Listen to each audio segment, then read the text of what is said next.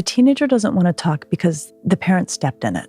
The parent did something when they did talk that made the kid uncomfortable about opening up.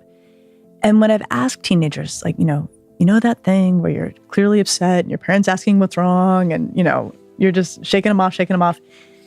They're like, yeah. I'm like, what's the deal? Like, what's the deal? And they're like, well, there's a few different reasons.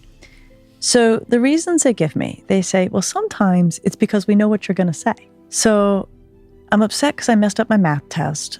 And it's the math test that you asked me if I was ready for, and I told you I was, but it turns out I was not. And so if I tell you that that's the issue, I'm going to basically get an I told you so. And I don't want to hear it. So I can't tell you. Another reason they'll give me is they'll say, you're going to blab, right? So I'm going to tell you about something that's happening for me or a friend. And then the next thing I know, you're going to be on the horn, either with the school or with the neighbor or with your sister.